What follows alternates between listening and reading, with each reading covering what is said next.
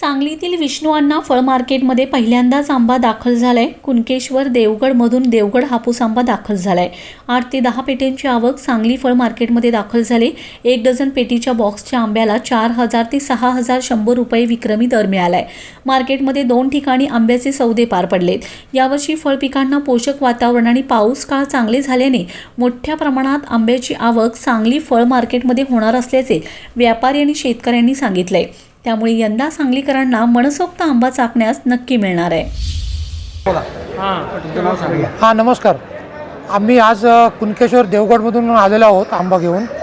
हे आपले सांगली मार्केट यार्डमध्ये MAB यांच्या दुकानी आंबा घेऊन आलेलो आहोत। तर आज आणलेला आंबा जो आहे तो नानेरकर, सावंत आणि पेडणेकर यांच्या बागेमधून आलेला आहे। आज साधारण 7-8 पेटीची आवक होती। आंब्याचा दर देखील चांगल्या प्रमाणात निघालेला आहे। 4 ते 5 रुपये डझनाचा दर लागलेला आहे आणि आंबा हंगाम देखील यावर्षी चांगला चालेल अशी आम्हाला अपेक्षा आहे आणि तसेच या मार्केटमध्ये देखील व्यवस्थित भाव मिळेल आम्हाला अशी आमची अपेक्षा आहे। आजचा भाव जो आम्हाला मिळालेला आहे त्याबद्दल आम्ही समाधानी आहोत। अभय पेडणेकर। कोणाचं नाव? मी चंद्रभान शर्मा अँड सन्स। आमच्याकडे आज कुणकेश्वर देवगढ़ आंबा पहले दाए आला है। ये सांगली मार्केट विष्णू अण्णा फल मार्केट आज आंबाचा दर झाला आमच्याकडे 6100 रुपये। शेतकरी बंधूले लख लख बधाई होवे। तीनचा माल इमवर्षी भरपूर येणार आहे।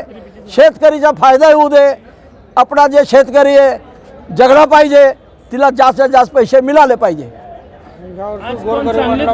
गोरगरीबाला भी इमवर्षी आंबा भरपूर मिळाले। आंबा इमवर्षी जून पर्यंत येणार आहे। आंबा भरपूर आहे, आंबाची काही कमी नाही आहे। हवामान चांगला होता, पोषक होता, आंबा भरपूर झाले। देवाची कृपाले जास्त जास्त माल येऊ दे, शेतकरीले जास्त जास्त पैसे मिळू दे। धन्यवाद।